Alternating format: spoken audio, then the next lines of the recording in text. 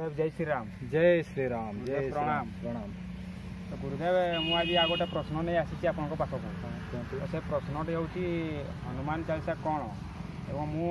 आज को प्राय दीर्घ 12-15 वर्ष हनुमान चालीसा पाठ कलिनी किंतु मु किसी उपकार पाई पारु नाही तो केमिति कले तार उपकार पाई पारिबी से विषय में मते जणाई दियंतु एवं बुझाई दियंतु। जय सियाराम। तो ये भल प्रश्नटे ये गोटे बहुत भल प्रश्न ना कहीं बर्तमान हूँ राम राज्य ना ये अल्प दिन विगत होती प्रभु जगतर नाथ भगवान रामचंद्रंकर विग्रह बा तांको मंदिर स्थापना हो जाइए बा प्रतिष्ठा हो जाइए। ये हूँ गोटे अत्यंत शुभ कथा बा बहुत आनंदर कथा जो कथा शुणला बेलू मो हृदय गोटे बहुत खुशी जात हो ना कहीं ना प्रभु दीर्घ दिन हेले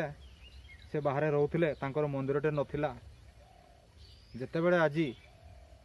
तांकर लीला खेलारू बा तांकर भक्त मानकर चेष्टारू प्रत्यक्ष परख रूप आपण को आशीर्वाद रे अर्थात प्रभु को आशीर्वाद रे प्रभु को राम मंदिर प्रतिष्ठा हो जाइए। ये अत्यंत शुभ कथा ना रामंकर जो परम सेवक रामंकर तो बहुत सेवक अच्छा जानी आज्ञा ठीक अच्छे तो रामंकर बहुत सेवक थिबा भितर तांकर जड़े परम सेवक थिले आ से परम सेवक जनक हेले आउ कहीं नुहति स्वयं महादेवंकर एकादश रुद्र अवतार कले कौन सी भूल हम नहीं कारण देवादेव महादेव संपूर्ण रूपे तत्वज्ञानी अटंती तत्व ज्ञान रे से आधारित अटंती अर्थात भगवान शिवंकर मुख निश्चित बाणी प्रत्येकटी सिद्धि प्राप्त युक्त होता है। तेणु जिते से देखिले स्वयं विष्णु भगवान रामचंद्रंकर रूप में मर्त लोक को आसचंती अर्थात अयोध्या से जन्मलाभ करचंती सेतेबेले देवादेव महादेव से निजको आउ धैर्य रक्षा करि पारले नाही से चिंता कले मते भी मर्त लोक को जीवाकू हबो आ प्रभुंकर सेवा करिवाकू हबो। शास्त्र मत अनुसार भगवान शिव आ माँ पार्वती विष्णुंकर परम सेवक अटंती केतेबेले ना जेतेबेले हनुमान कर आविर्भाव हो ना जन्म हो ना ता माने नुहे जे हनुमान जेतेबेले आउ जन्म हेले भगवान शिव पार्वती को माँ पार्वती विष्णु को पूजा करना से नुहे श्रीराम चैतन्य मानस गोटे बहुत सुंदर कथा अच्छी आपण मैंने जानी शुणी ना से सुंदर कथाटी कौन ना माँ पार्वती प्रत्येक दिन विष्णु सहस्र नाम जप कर सारा पर जल ग्रहण करती विष्णुकर सहस्र नाम जप न कर से जल ग्रहण करती नहीं। जय सियाराम। जय श्री राम। तो यही कथा हूँ जिते भगवान रामचंद्र मर्त लोक को आसचंती ता संगे संगे भगवान शिवंकर एकादश रुद्र अवतार श्री हनुमान जी भी मर्त लोक आस सेवा करने साहाय्य करने प्रभु कर्म निजक समर्पण करके आसचंती। तेबे हमर कथा दिला बा आपन जो प्रश्नटी मते पचारि थिले जे आपण माने दीर्घ दिन धरी हनुमान पूजा आराधना करूछंती चालीसा करूछंती किंतु कोनोसी प्रकार सिद्धि लाभ हेई पारु नाही या तो आज्ञा देखो मनीष ना कली जुगर मनीषर मन बहुत चंचल बहुत अस्थिर आ मनीष पाखे भगवान को वास्तव रूप से पूजा करने समय ना जमी मनीष जीवन गोटे रूटीन रही या करी से करी ठीक सेमती से रूटीन भितर से कौन कर बर्तमान मनीष माने निजर स्वार्थ थी हो बा निज स्वार्थ न थी भी हो गोटे भगवान पूजा कर गोटे रूटीन कर कौन मुझे सबुदिन गाधे बुड़ी आसबि ठाकुर को गाधे देवी फूल चंदन देवी टी हनुमान चालीसा पाठ करी मो कर्म जीवी बर्तमान मनीष प्राय सेमती करूना कि किंतु ये यथेष्ट नुहे भगवान को माने पाइबा कृपा रहा यथेष्ट नुहे आम गोटे जिन जानापी पड़ो ना प्रत्येक लोकंर गोटे दुर्बलता थाए सेमती हनुमान जी गोटे दुर्बलता अच्छी थाए कि नहीं थाए गोटे छोट छुआ किसी गोटे खायापी କିଛି ଗୋଟେ କିଣିବା ପାଇଁ ଗୋଟେ କଣ୍ଢେଇ ପାଇଁ ଗୋଟେ ଡ୍ରେସ୍ ପାଇଁ ସେ ତାର ଅଡ଼ି କରେ ଛୋଟ ଛୁଆ ନା ତାକୁ ସେଇଟା ଭଲ ଲାଗେ ଏଇଟା କିଣିଦେବା ମୋର ଠିକ୍ ଆଉ ସେଇଟା କିଣିଦେଲେ ସେ ସନ୍ତୁଷ୍ଟ ବି ହେଇଯାନ୍ତି। ଠିକ୍ ସେରକମ ହନୁମାନଙ୍କର ବି ଗୋଟେ ଦୁର୍ବଳତା ରହିଛି ନା ସେ ଦୁର୍ବଳତାଟା କ'ଣ ନା ହନୁମାନଙ୍କୁ ଯଦି ଆପଣ ପାଇବା ପାଇଁ ଚାହିଁବେ ବା ପ୍ରଭୁ ରାମଙ୍କର ଯଦି କୃପାଲାଭ ପାଇବା ପାଇଁ ଚାହିଁବେ ତାହେଲେ ହନୁମାନଙ୍କୁ ଗୋଟେ ଜିନିଷ ଆପଣଙ୍କୁ ଦେବାକୁ ହେବ ନା ସେ କ'ଣ ଜିନିଷଟା ସେଇଟା ଦେବେ ନା ସେଇଟା ହେଉଛି ରାମ ନାମ ଲଡ୍ଡୁ ଗୋପାଳ ନାମ ଘି ହରି ନାମ ମିଶ୍ରିତି ଘଲ ଘଲ କେ ପି। ଯଦି ରାମଙ୍କୁ ଆପଣ ପାଇବା ପାଇଁ ଚାହୁଁଛନ୍ତି ତାହେଲେ ହନୁମାନଙ୍କୁ କ'ଣ କରିବେ ନା ରାମ ନାମ ରୂପକ ଗୋଟେ ଲଡୁଟେ ହନୁମାନଙ୍କୁ ଦେଇଦେବେ ଖାଇବା ପାଇଁ। ଯଦି ରାମ ନାମ ରୂପକ ଗୋଟେ ଲଡୁଟେ ହନୁମାନ ଖାଇବା ପାଇଁ ଦେଉଛନ୍ତି ହନୁମାନ ଅତ୍ୟନ୍ତ ଖୁସି ହେଇଯିବେ ସେ ନାଚିବେ ଡେଇଁବେ ଦୌଡ଼ିବେ ଗଡ଼ିଯିବେ ଉଠିଯିବେ ସବୁ କରିବେ ତାଙ୍କର ମୁହଁରୁ କ'ଣ ଶୁଣାଯିବ ମାନେ ସିୟାବର ରାମଚନ୍ଦ୍ର କି ଜୟ କାରଣ ସେ ସବୁଥିରେ ସେ ରାମ ଜୟ ଜୟ ରାମ ସୀତାରାମ ଅର୍ଥାତ୍ ହନୁମାନଜୀଙ୍କ ପାଖରେ ଆମେ ଗୋଟେ ଶିକ୍ଷା ପାଇବା ନା କ'ଣ ଆମେ ଯେହେତୁ ହନୁମାନଙ୍କୁ ପୂଜା ଆରାଧନା କରୁଛେ ତାଙ୍କ ଦୈନନ୍ଦିନ 40 ପାଠ କରୁଛେ ଏଠି ଆମକୁ ଗୋଟେ ଶିକ୍ଷା ନେବାକୁ ପଡ଼ିବ ନା କ'ଣ କଲେ ନା ଆମେ ହନୁମାନଙ୍କର ନିକଟବର୍ତ୍ତୀ ହେଇପାରିବା ବା 40 ପାଠ କଲେ କିଛି ସିଦ୍ଧି ଲାଭ କରିପାରିବା ଆଉ ଭଗବାନଙ୍କର ଟିକେ ନିକଟ ବା ତାଙ୍କର ପ୍ରିୟ ହେଇପାରିବା ନା ସେଥିପାଇଁ ହେଲେ ନା ଆମକୁ କ'ଣ କରିବାକୁ ହେବ ରାମଙ୍କୁ ପାଇବା ପାଇଁ ହେଲେ ହନୁମାନଙ୍କୁ ସନ୍ତୁଷ୍ଟ କରିବା ପାଇଁ ପଡ଼ିବ। ରାମ ନାମ ଲଡୁରେ ଗୋଟେ ହନୁମାନଙ୍କୁ ଦେଇଦେବେ ସେ ସନ୍ତୁଷ୍ଟ ହେଇଯିବ ବୋଲେ ସିୟା ରାମଚନ୍ଦ୍ର କି ଜୟ। ଆରେ ରାମଙ୍କୁ ପାଇବା ପାଇଁ ହେଲେ ସିନା ଆପଣଙ୍କ ରାମ ନାମ ଲୋକ ଗୋଟେ ଲଡୁରେ ହନୁମାନଙ୍କୁ ଦେଇଦେବେ ତାହେଲେ ହନୁମାନଙ୍କୁ ପାଇବା ପାଇଁ ହେଲେ କ'ଣ ଲଡୁ ଦେବେ ତାହେଲେ ହନୁମାନଙ୍କୁ ପାଇବା ପାଇଁ ବି ଆଉ ଗୋଟେ ଲଡୁ ରହିଛି ନା ସେ ଲଡୁଟା କ'ଣ ଆପଣ ହନୁମାନ ପାଖରେ ସବୁବେଳେ ରାମ ରାମ ରାମ ରାମ ଜପ କରିବେ। ଆପଣ ଯେତେବେଳେ ହନୁମାନ 40 ପାଠ କରିବେ ଅଙ୍ଗନ୍ୟାସ କରନ୍ୟାସ ହୃଦୟନ୍ୟାସ ପରେ କିଛି ଯୋଗ ପ୍ରାଣାୟାମ ସାରି ଏକନିଷ୍ଠ ଭାବରେ ପ୍ରଥମ କିଛି ସମୟ ପାଇଁ ଭଗବାନ ରାମଙ୍କୁ ଜପ ରାମ ରାମ ରାମ ରାମ ରାମ ରାମ ଜପ କରି ଦେଖୁଥିବେ ଟିଭିରେ ଦେଖୁଥିବେ ସତ୍ସଙ୍ଗରେ ଶୁଣୁଥିବେ ବହୁତ ଜାଗାରେ ସାଧୁ ସନ୍ଥମାନେ କ'ଣ କରନ୍ତି ନା ଭଗବାନ ରାମ ରାମ ରାମ ରାମ ରାମ ରାମ ରାମ ଜପ ଦେଖୁଛନ୍ତି ନା ନିକଟରେ ସବୁ ସତ୍ସଙ୍ଗ ପ୍ରବଚନ ସବୁ ଯେ ଶ୍ରୀରାମନବମୀ ନିକଟରେ ଚାଲିଗଲା ହନୁମାନ ଜୟନ୍ତୀ ଗଲା ଦେଖେ ବଡ଼ ବଡ଼ ସାଧୁ ସନ୍ଥ ମାନେ ଏମିତି ସାଧାରଣ ଲୋକ ବି ସବୁ ରାମ ରାମ ରାମ ରାମ ଜପ କରୁଥିଲେ। ତେଣୁ ହନୁମାନଙ୍କୁ ପାଇବା ପାଇଁ ବା ତାଙ୍କ ନିକଟକୁ ପାଇବା ଏଇଟା ବହୁତ ସୁନ୍ଦର ଉପାୟ ନା କ'ଣ ସ୍ନାନ ଶୌଚ ପୂର୍ବକ ଅଙ୍ଗନ୍ୟାସ ହୃଦୟ ଆଦି ନାଶ କରନ୍ୟାସ ସାରି ଆପଣ ରାମ ନାମ କିଛି ସମୟ ଜପ କରିବେ ଆଉ ଆସନ ପ୍ରାଣାୟାମ କିଛି ସମୟ କରିବେ କଲା ପରେ ଭକ୍ତି ନିଷ୍ଠା ଏକାଗ୍ରତା ସହକାରେ ହନୁମାନ 40 ପାଠ କରିବେ। ଭକ୍ତି ନିଷ୍ଠା ଏକାଗ୍ରତା ସହିତ ହନୁମାନଙ୍କୁ 40 ପାଠ କରିବେ ନା 40 କାହିଁକି ଗଲା ସେ 40ଟି ପଦ ଅଛି ବୋଲି ତାଙ୍କୁ ଆମେ 40 ବୋଲି ଗଲେ ଜଗତରେ ଯାହା ବି ରହିଛି ଯେଉଁ ଜିନିଷରେ ବି ଆବଶ୍ୟକ ଅଛି ସବୁ ଆମେ ସେ ବା ଆପଣମାନେ ସମସ୍ତେ ହନୁମାନ 40 ମାଧ୍ୟମରେ ପାଇପାରିବା କେମିତି ନା ଯଦି କହିବା ମାନେ ଜଗତରେ ଯଦି କିଛି ଗୋଟେ କଠିନ କାମ ରହିଛି ବା କଷ୍ଟଦାୟକ କାମ ରହିଛି ଯେଉଁ କାମଟା କି ଅସମ୍ଭବ ଭଳିଆ ଲାଗୁଛି ମାନେ ହେଇପାରୁନାହିଁ ସେ ଗୋଟେ ଦୋହା ଅଛି ନା ସେ ଦୋହାଟି କ'ଣ ଦୁର୍ଗମ କାଜ ଜଗତେ କେ ଯେତେ सुगम अनुग्रह तुम्हारा तेते राम सिया राम जय जय राम राम सिया राम जय जय राम जय सिया राम। ताले कौन करिवे जगत रे जेते भी कठिन काम हो ना कहीं हनुमान को द्वारा तार संभव होता है आमे खाली 40 को पाठ कले हेबो नहीं 40 भितर कौन सब लेखा है तत्व ज्ञान को बुझा पड़ो खाली आम 40 पढ़ले कौन हुए कि हुए नहीं 40 भितर प्रत्येकटी पदर प्रत्येकटी छंदर किसी नूतन शिक्षा व ज्ञान रही है मंत्र तुल्य जिनिस ना कली जुगे हनुमान 40 गोटे सिद्ध मंत्र कहले कौन अत्युक्ति हे ना